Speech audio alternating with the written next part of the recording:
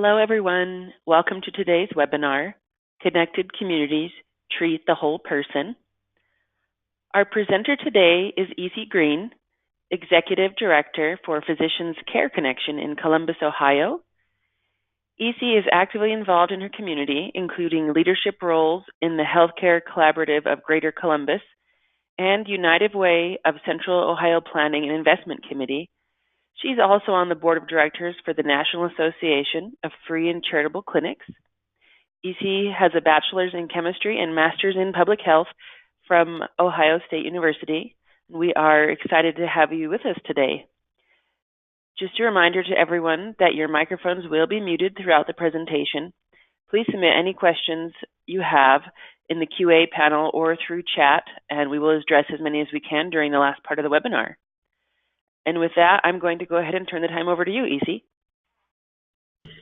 Thanks, Laurel, and thanks everyone for joining me today with this presentation. We're very honored that we'll have this time to spend with you, and hopefully there's information here that is valuable to you. So just a brief introduction. Our organization is called Physicians Care Connection.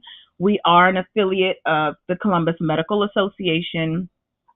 We've been in existence for over 25 years. Our initial start was as a free clinic.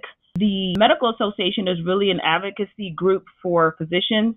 And in 1993, there were a subset of those physicians who were interested in giving back to the community by creating a free clinic, particularly for individuals that were uninsured, homeless, and at that time lacked access to health care. Over the years, our organization has really grown, and we are able to do a lot of activities because of learnings from our free clinic. Our free clinic still exists and is a staple in this community.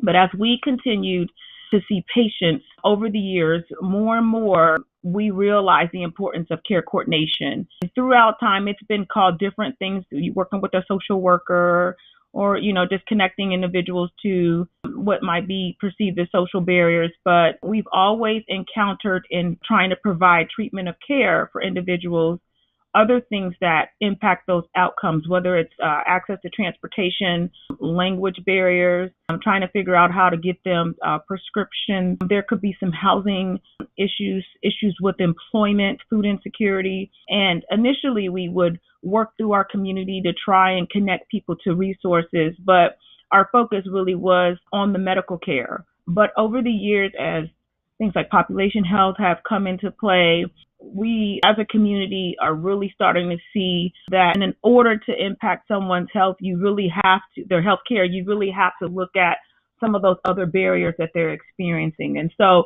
we have grown over time, and we are really specializing in coordinating what are their healthcare needs, but also addressing those social needs in an effort to help them make other connections to resources that really help to improve their lives. So what that looks like for us is that you see at the top here of this diagram that we are really working with at-risk patients and families. Over time, we have changed what our eligibility guidelines are to help individuals in our community. Initially, we were focused on uninsured, low-income individuals, but at this time, we don't have any eligibility requirements. What we say is that we're focused on people who are vulnerable.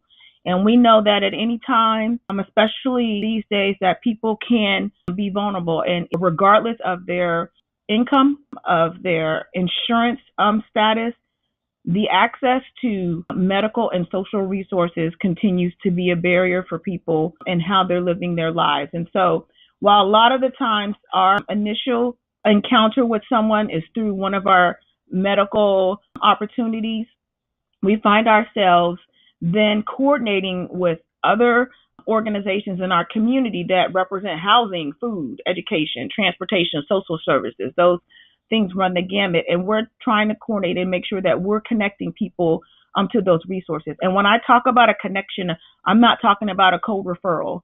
I'm really talking about us referring and then making sure that there's an end result to that activity. So as you see from this diagram, it just really depicts the work that we've been doing with at-risk patients and families. We had the opportunity, because of the work that we're doing in care coordination, to then join an initiative in our community that is focused around reducing infant mortality rates. And I'll get a little bit more into that, but our infant mortality rates for African American women are abysmal. In Franklin County, we're 71 out of 88 counties in our rate. And so a few years ago, there was a task force that was created to address that issue. And in addressing access issues, we also as a community realize that we have to address the other social barriers that these women are experiencing. So this is just kind of an example of the community need, and it's really about navigation. There are a lot of resources in this community, but sometimes they can be disconnected or disparate. Also, things change. So whether they're eligible for a program or whether a program has capacity, these things also change fairly quickly. I know that a lot of times in the past, we've been so used to using lists, and those lists might as well blow up, as soon as they're formed because of the changes. Whether it's a staffing change or whether it's grant funding, it's just very difficult to keep abreast of what someone may be eligible for, or there may be so many programs that have their little niches that you don't know that you have access to those programs. And so, when we talk about care coordination, part of that is helping our clients understand where their resources may be. The other piece of that is that we as an organization are also maintaining and building those relationships. I think that's kind of like the hidden gem that we really aren't able to report on, but maintaining and really optimizing those relationships we have with other organizations that can help us in the realm of accessing social services or other medical services is really key.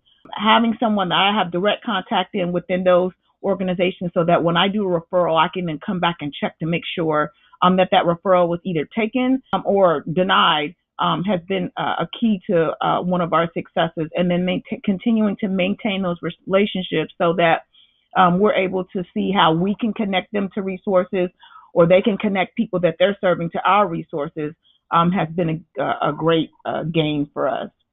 So this is just a little bit about Franklin County.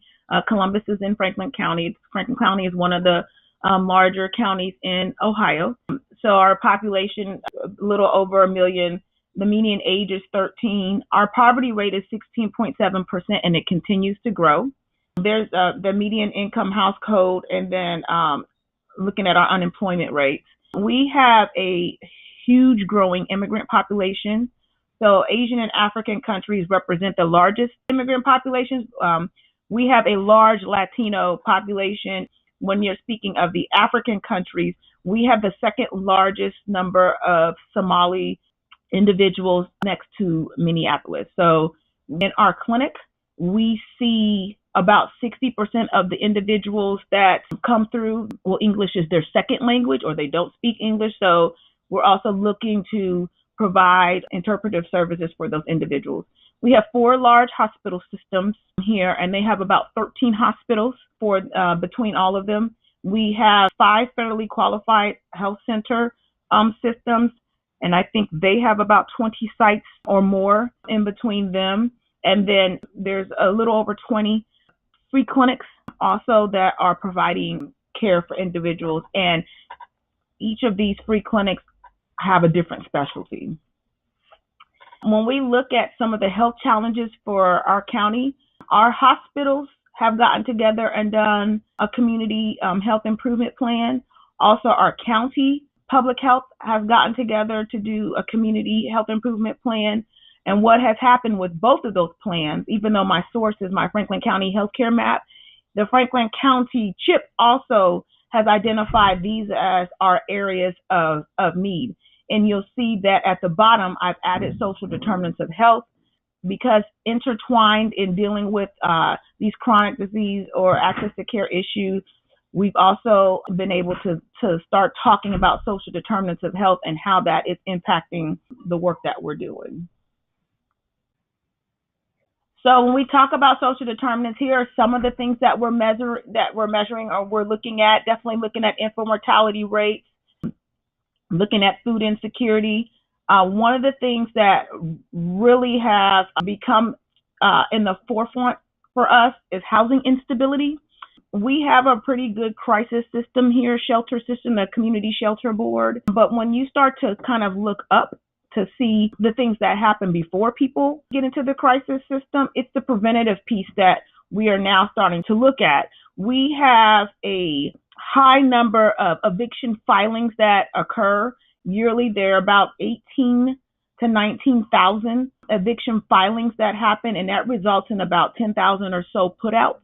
And when you look at our map of where evictions occur, they're all in the same zip codes where you have some of the higher healthcare issues, higher infant mortality rates. And so as a community, we've really been looking at how this affects housing instability for individuals and can ultimately impact their health care. And so there are a lot of things that need to be done in the realm of eviction. We are 54,000 units short of affordable housing units in our community. When you look at what it costs for the average 2-bedroom apartment here, which is about $900 a month, that would equate to someone making around $17 an hour to maintain that. And our minimum wage is $8.35.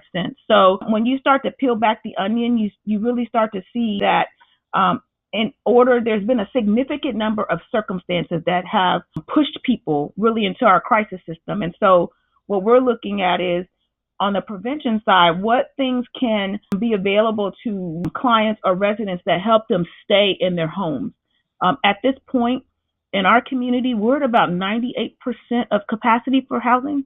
So it's if you put your house on the market, it sells like within 2 or 3 days. And so when we look at the shelter and their rehousing rate, people are spending longer days in shelter now because it's difficult to find somewhere for them to live. The landlords don't have to negotiate with us to try to help someone who may have a not so great housing history. So what we're seeing is that we want to be able to make sure that if someone is facing eviction, how can we help them avoid that? So we've got a project that we've been working on with landlords to engage them, particularly around our PRC funds. There is Prevention, Retention, and Contingency Fund. Those are funds that come out of our county that help.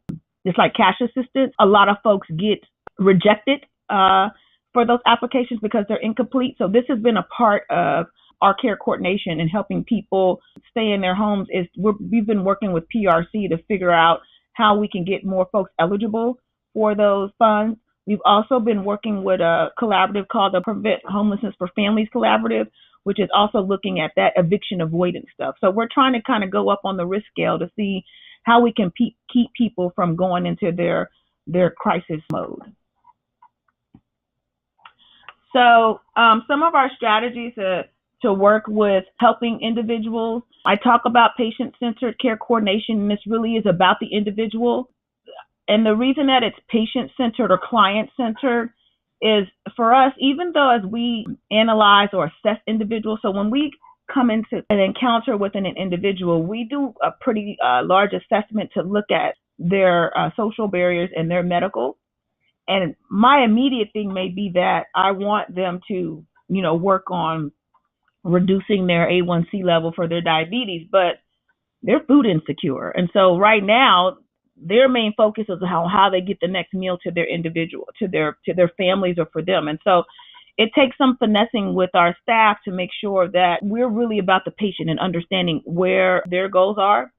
And then this has been a hard one, changing our interactions with patients from transactional to relational. It's something that's hard to help our funders understand, but I always say it to them like this: I can help, 400 or 500 people if you want me to in a 3-month span to access services and put Band-Aids on what they need. But if you give me an opportunity to really work through the issues with an individual, I can help 100 people, in a year to 18 months and try to move them from being destabilized to a situation where they're stable and can start to navigate and get these resources themselves. It just takes time. You have people that are steeped in a family history of poverty, or there's just been so many things because we really don't have a good prevention system in place that have gotten them to where they are when they come to access us for help. And so trying to identify those 3 or 4 or 5 things that could help them to start to move in a positive direction, it takes time to build those relationships. And so that is one of the things we've done, is that a lot of our encounters with patients are more relational than transactional.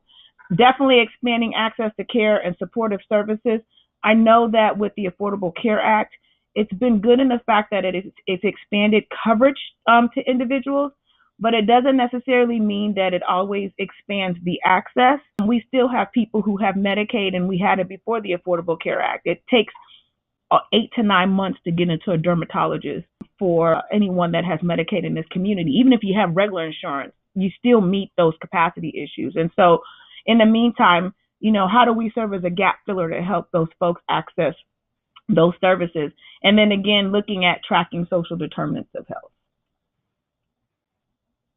So technology has really been core to what we are doing. We have a couple of systems, just because of the way that our programs operate, that we use to track information, but Client Track is our main system that we're using. And when we originally started to look for this system, we were looking for an opportunity to be able to track all of this activity that I'm talking about for care coordination in that system. And when we looked around to vet other systems, this was the one that allowed us to customize and have the most opportunity to track that information. It is difficult to continue to have this information and track stuff on Excel sheets. Is just not viable. And so being able to have a system that allows us to put this data in here, so that when I'm asked for reporting, or when staff is trying to be more efficient in the work that they're doing, that they have a system that can really encompass the things that we need. So again, we're looking at linking people to programs. We work with a range of providers. So on our medical side, we have 1,100 healthcare providers that either give up their time in their offices or come down to our actual clinic to provide medical appointments and services. When you're talking about social determinants of health, you're talking about housing agencies, we're talking about utility companies, we're talking about food pantries. There's so many food pantries that we can link people to in our system. We're talking about different transportation vendors. And so these things, we're able to schedule appointments and things in our system so that we're able to kind of track that information for appointments. And then also, we definitely have to look at demonstrating improved outcomes.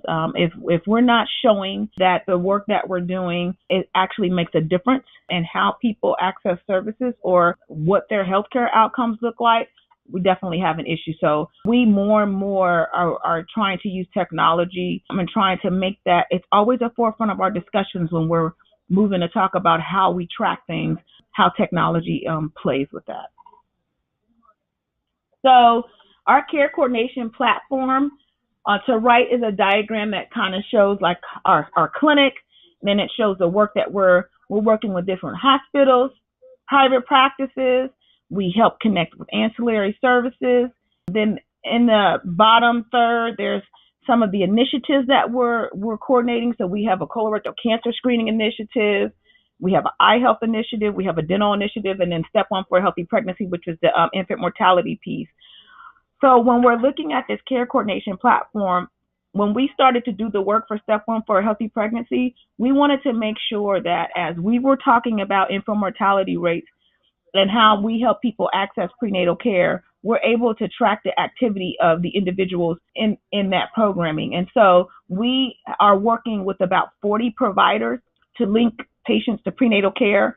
So what happens is they call us and they let us know their preterm birth history. They let us know where they want to deliver, and then they let us know some of their social barriers. And what we do is we work within the system to then connect them to a site. So we actually manage the OB intake for 3 of the hospital systems. And so when those patients call here, we have a scheduler that allows us to schedule, and we schedule right into those appointments. We take care of any transportation they need. We take care of enrolling them to Medicaid if they need to be enrolled into Medicaid. If they need WIC, then we're also connecting them to WIC. If they screen to be food insecure, then we're going to work to actually get them to a pantry if that's needed. But also we're able to understand what other services those providers offer. So if they have a social worker on site, if they do their own type of social determinant screening, so then what we do is we take the information that we put into Client Track, and it creates a document for us. and we actually send that with the appointment notice to those sites. Those sites then pre-populate their EMRs with the information that we've sent, that we've gotten from the patient. The reason that is nice is because a lot of times we burden patients with redoing and refilling out information that they've already shared with 20 different providers. So we put that information into the system, and then we share, and we put a note on the activity that we've already been able to coordinate for those individuals. We also do it with our volunteers. If we're scheduling an appointment for a volunteer, again, we're taking that information that we're putting it into ClientTrack, and then we're also sharing that with those providers so that they're able to track that. We look at no-show rates for our office visits, and so typical no-show rates are between 15 and 30%. For our office no-show visits, we're getting less than 6%, so that's kind of with our clinic work. Then with our infant mortality work, Ohio State University is one of the sites that we work with. Our goal is to get patients in before their first trimester ends. We've been working with those systems for about 3 years now, and we've gotten feedback that the patients that we send to them, we are helping them to reduce their no-show rates in the systems with the information that we're able to put together and track. Part of that is that we're able to track appointments. So if there's a transportation issue, we're calling those patients 3 days before their appointment to make sure that transportation has been taken care of, whether we need to take care of it for them or we need to connect them to the Medicaid provider, whatever it is.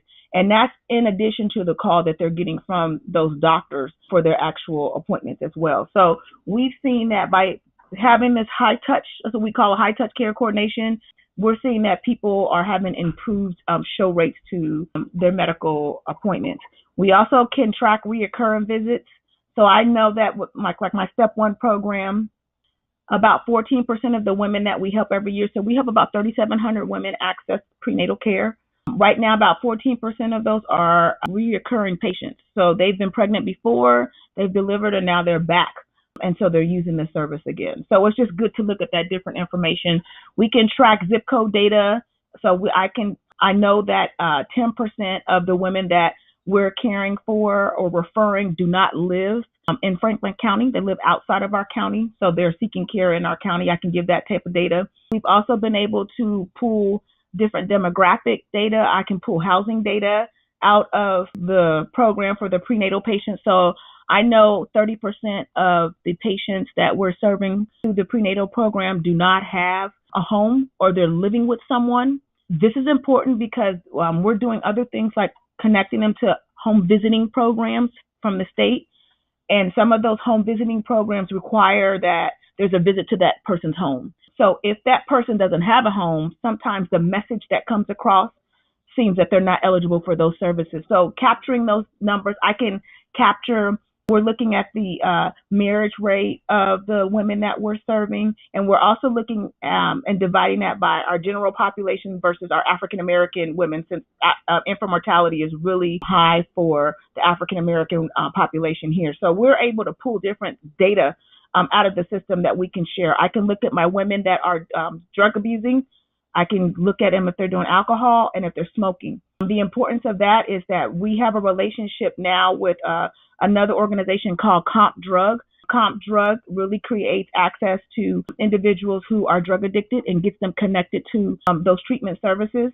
We actually have one of their staff that sits in with my staff, and anytime we get a woman that says that she is doing any type of drug abuse, we connect them to that engagement specialist, and she is able to get them to a treatment and recovery program within 24 to 48 hours.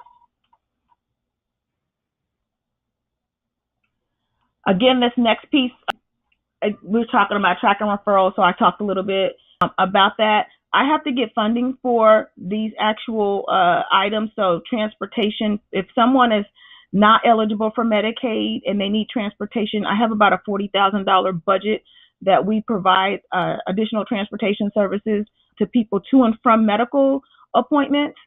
I have also started to apply for some grants that will allow me to do non-medical transportation. So, for example, getting someone to the grocery store or to a food pantry so they can shop. these are just as important as getting someone to their medical appointment. So we're looking at transportation options for that. And then definitely demonstrating performance and improved outcomes. These are some of the things that that we measure, and I'll show you some of the information regarding that later.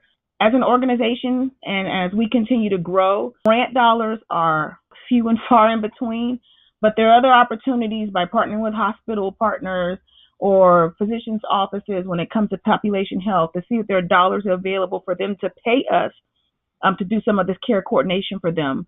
Many of them are into population health now and trying to figure out how they build something within their systems. Our pitch to them is to say that if I can show that I can do a reduction in ER visits or maybe ER readmissions for you guys or decrease your no-show rates, would you give some of those dollars for us to do that work? But we can't do that unless we have a way to have data that shows, again, that we're making that impact.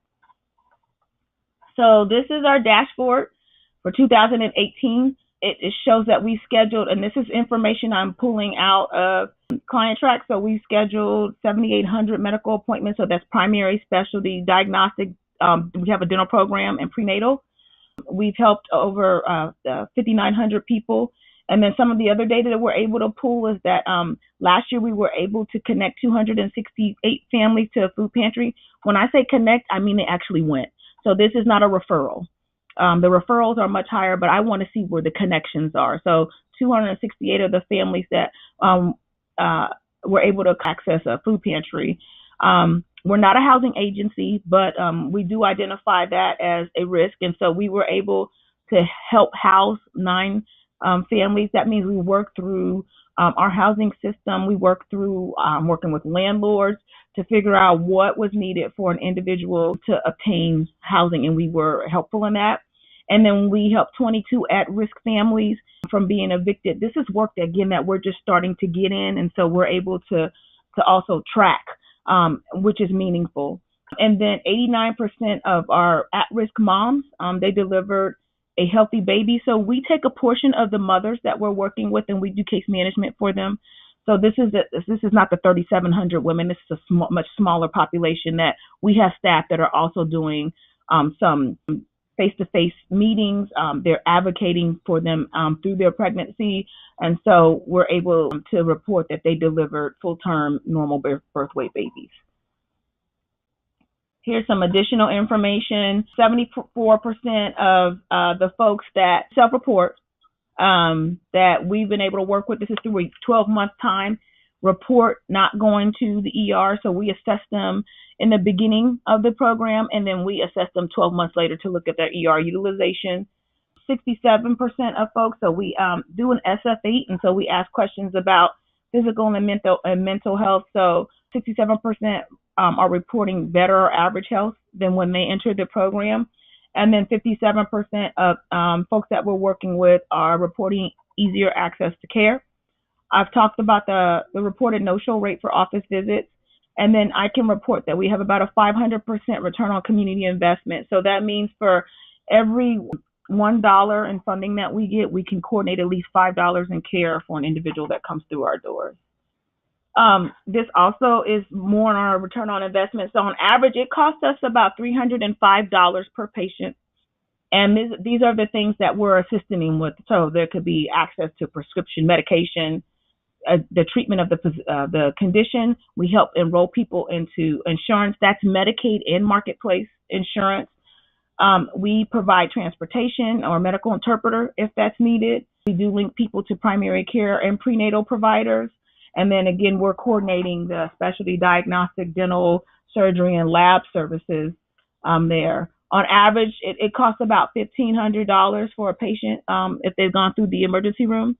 And that's all insurances counted, and their care wouldn't be coordinated if they went through that mechanism. So our next step, definitely want to look at the work that we've been doing, particularly in infant mortality. That is really what's huge right now. And after 3 years of working through some of this programming, our community it was tough for a minute. The infant mortality rates were actually increasing. We've got the first quarter data. So far, we're at, I think it's at 6.7, which is pretty low. We also look at infant deaths. The year before last, we had the lowest infant death rates. And then sleep-related deaths. It was low in 2016 and then in 17 and then went up in 18. It's back down in 2019. So we're glad to see that. I did mention that we have some other systems. We do have an EMR for our clinic, as well as we actually are also a communities pathway and hub model site. So we have a few other platforms that we use. And it's always been my dream, and I'm still working through it, to have these systems talk to each other so that my staff are not having to double enter systems or double enter information, because we have to use those specific tools for programs that we have. So definitely want to continue to explore with ClientTrack on how that can be done. I'm excited about their new, well, it's not new, but they have API system that I want to really work with to see how I can continue to pull data from all systems that I have. So I'm excited about that. But again, we need to look at technology and how it allows us to continue to report outcomes. But the biggest thing of all is efficiency. I have to have efficiency in the work that my staff is doing. And so definitely working with ClientTrack to continue to look at how we continue to gain efficiencies as we continue performing the work that we're doing. The other big piece for us is something that we don't really think of, and really on our free clinic side is, looking at our model and really talking about value. And we are looking at, there are other free and charitable clinics in the country that are doing some value-based contracting, whether it's for data purposes or for the purposes of providing coordination. So again, as I talk about grant opportunities and those things going away, how do we get into the game and really show the value of the work that we're doing, that we can produce better or the same quality for a lower cost? And there's more and more work that organizations like ours and other nonprofits actually can show. But again, you got to have that data piece. You got to have that piece intact so that you're able to then show some of these outcomes. So this is, for us as a organization, we're just getting into our next round of 3-year strategic planning. And where in the past I've been really focused on operational items, which is important because we want to continue to serve the community, our board is also focusing on the outcomes and data piece, really starting to look at how we demonstrate those and how we start to report what we're seeing in the work that we're doing. So this is our contact information. We're on Twitter and Facebook and all that good stuff. I got great staff to do that. But that really concludes the presentation that I had. So I guess I'll turn it back to Laurel for any questions. All right. Well, thank you so much, EC, for your presentation. It's great to hear about all the things that you're doing in your community. So we are going to get started with our questions and answers. So anyone that would like to submit a question, please do so through the chat panel, and then we will address as many as we can. So the first question was about a dashboard number that you mentioned. It says you mentioned 67% of patients reporting average better care. Can you tell us more about the health determinants that were measured in that number? So what we're actually asking a question about their health. There's a question on our survey that says, how is your health rated compared to a year ago? And then it's a 5-point scale, and it gives them the option to choose. And so they're rating how their health is compared to a year ago. And are you going to do another follow-up every year so you can track that? Yeah, we do it. We ask every year. We're only measuring 12 months at a time. So it's for we try to look at the new folks, but I have been questioned as we're going into our outcomes and data. We've got people that have been with us for quite a few years to look at their health and see if there's any trends as they've been participating in our program. All right, thank you. So next question, how have you reached out to other agencies in the community to get them to collaborate with Physicians Care Connection on all the work you're doing? So I've been here I've been in this role for 16 years. It's not been easy.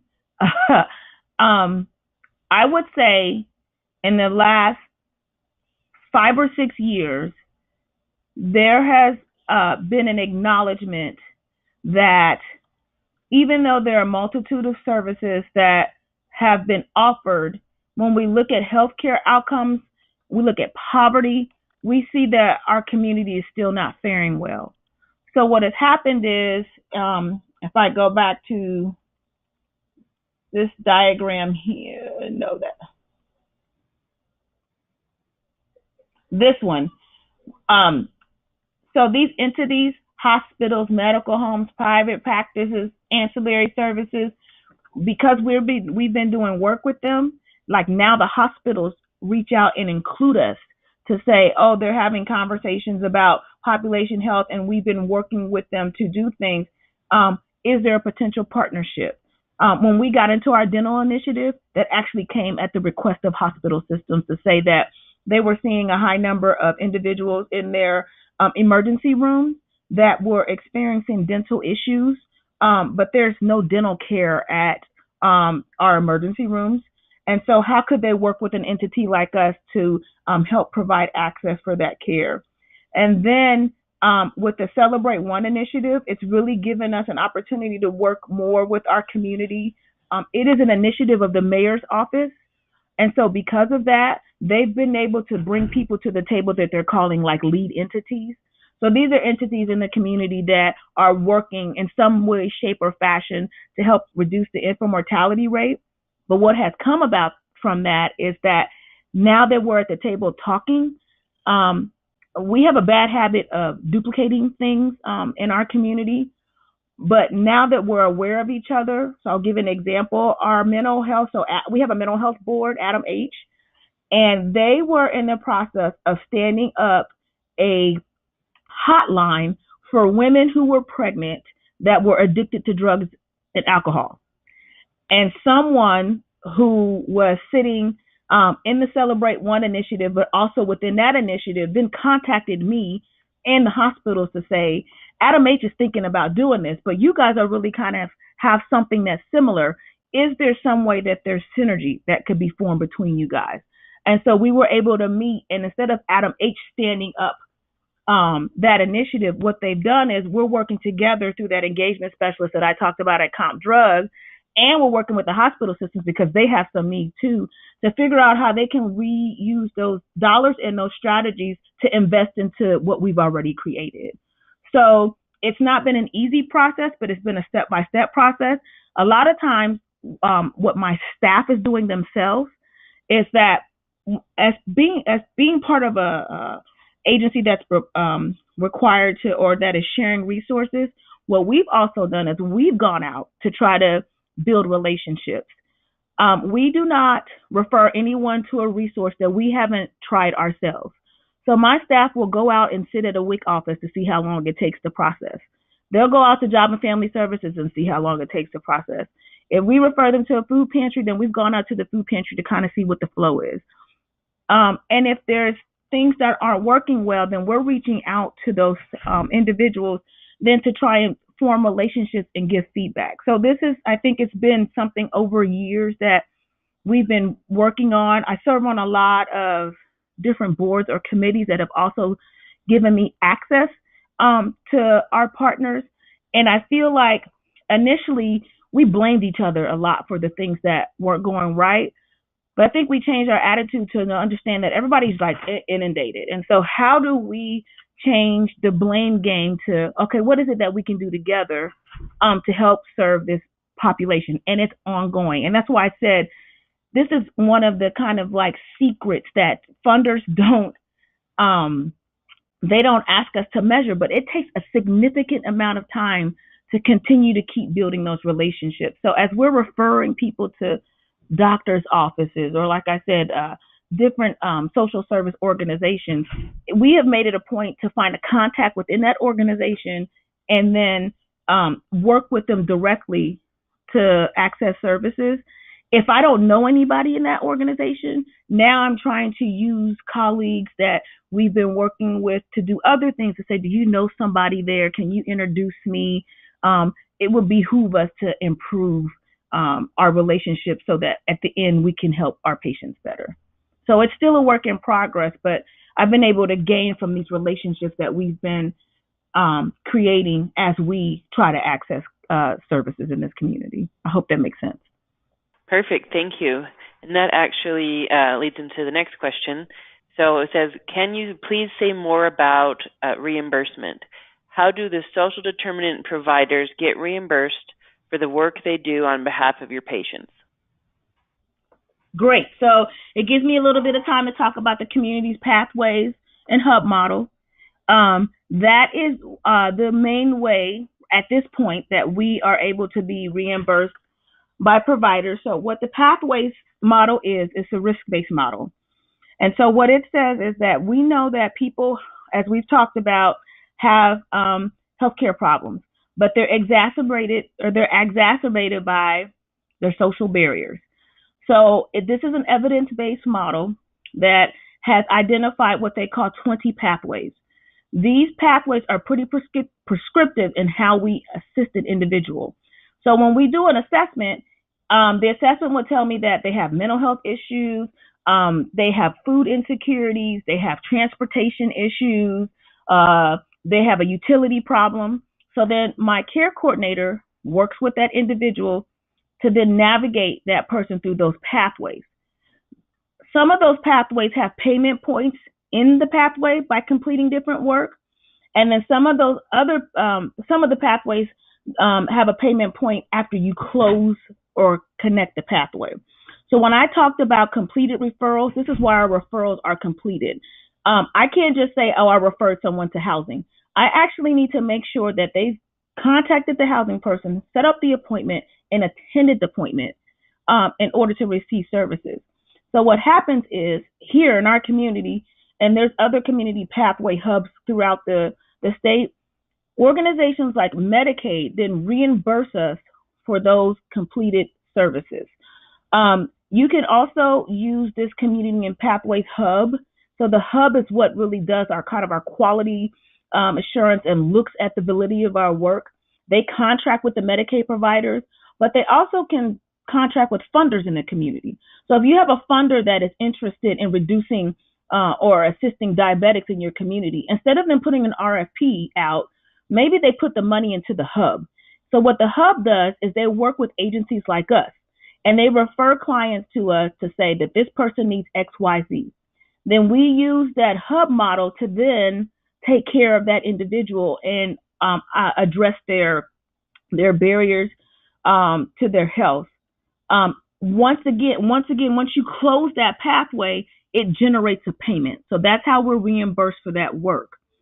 The reason why I like this model is that you can also use this same model to kind of start talking to hospital systems. So my board is physician-led, and I learned about subcapitation last week.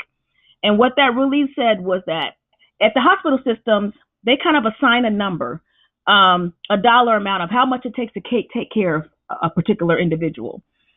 And so what they could do is contract with me. I'm not ready for this yet, but it's an at-risk contract. So all of these things are at risk. And they could say, I want you to take care of 100 pregnant women. And it would cost us $25,000 to do this work. So we'll pay you $30,000 to do this work. And then it's up to us to be able to find out how to take care of those women for $30,000. Now, based on the efficiency of my work, it might only cost me $20,000 to do that. So I'll make a $10,000 profit per se. Or if I don't do a great work, which is the at-risk part of it, it might cost me $40,000 and I lose $10,000 on it. So not to say that that's the way I want to go, but it opens up the doors for opportunity. So another example I have is that we worked with Ohio State, one of their primary care offices. They are looking at how care coordination and could improve their show rates. They gave us $60,000 to coordinate care for 150 people. What that meant was they were Medicaid individuals that they weren't interested in. And what they wanted was, as soon as that person missed their appointment, it was my job and my staff's job to go out and find that person. And that's what we did. We went and found them. We figured out why they didn't go to their appointment. We assessed them if they needed transportation or food, or some people weren't attending their appointments because they had recently lost their Medicaid. They didn't let the office know that. Or there were folks that had transportation issues. We had a guy that his neighbor transported him to his appointments. Unfortunately, the neighbor fell sick, and so he just missed his appointment rather than try to figure out different transportation methods. So the goal of that project was for us to improve their show rate. So they're doing the data comparison right now. So the first year we coordinated the care, and then the next year they're doing it internally. So they're going to compare those two studies to look at if it's better to work with an outside agency or if they should do it on their own. So this just opens up opportunities for us. And that's why I said I really have to have the data to show the outcomes piece that will allow us to use this model that we're currently being reimbursed for services, to also look for other opportunities to do that when you're talking about population health management, particularly with hospitals or physicians' offices. So even with physicians' offices, a lot of them don't have the dollars to hire a social worker or a care coordinator. But maybe if I can help them improve their HEDIS measurements, so if I'm coordinating care for a diabetic patient and I get them their kidney appointment, their eye appointment, their foot appointment, there are incentives that those doctors receive. So we're working to say that we can improve those numbers for those doctors' offices, and then maybe in the future you strike up a contract with them that says, okay, if you're going to get X amount of incentives because you're going to hit this number with this HEDIS measures and all the other things that you have, if you could give us a percentage of that, we can do the care coordination work for them. So that's kind of like when I talk about the value and the reimbursement, those are some things that we're exploring down the line that might be able to help us get some of that revenue. Because we looked at, since we're a free clinic, we looked at whether we should bill for Medicaid ourselves, but there's no gain in doing that. But working through population health and some of this care coordination stuff that's coming out, there are other opportunities for us to receive reimbursement through different ways by providing care coordination. All right, thank you. So next question. Does your dashboard include patients who used services multiple times or one time? There are multiple times, yes. But when in my dashboard, I only counted so appointments could be multiple appointments that we scheduled. So I might have a pregnant person that I scheduled 5 appointments for. I'm counting that. And the number with the evictions and the housing, that's just a one-time thing. So appointments are multiple, but the eviction and housing numbers are just per family. Okay, thank you. So we have time for one more question. Do you have any recommendations for showing MCOs and health systems the value you're providing? How is it cheaper for you to do care coordination than it is for them to do it? So in this thing here, this graphic I showed here, I'm going to start working on getting the details behind that $305. So I've seen it done by our North Carolina has a National Association of Free and Charitable Clinics arm as well. And they're working with MCOs right now, and they're showing kind of about the same thing. I think it costs about $400 or $500 for them to coordinate that care versus the $1,300 or $1,400 that it is costing with the MCOs. The thing I need to show, so my board members are helping me with this, is I also need to look at show rates. We need to look at ED visits, and we need to look at ER readmissions. So what I'm going to do for this is that I have the opportunity to partner with one of the local primary care sites to do a project where I will be able to measure this exact thing. So they're going to compare the people that we send to them versus the folks that they're already coordinating care for, and they're going to look at the ER admits for the patients that we serve. They're going to look at the readmissions for them. They're going to measure patient satisfaction. So that will help me look at some of the information that I need. Right now, that way I get the PC, the $305 for patient is that I just take the number of people, unique patients we serve, and then divide it by our budget. And that is how I come up with it costs me $305 to coordinate care for those individuals. And then I pull this number from data, the 1533. But we have an opportunity to actually do a study that's going to help us get closer to these numbers for ourselves. Thank you so much for your presentation, Isi. That was great. And thank you to everyone for joining. We will be sending out the webinar recording by Monday. If you have additional questions regarding today's webinar, please respond to the email with the webinar recording. And I hope everyone has a great day. Thanks so much for joining.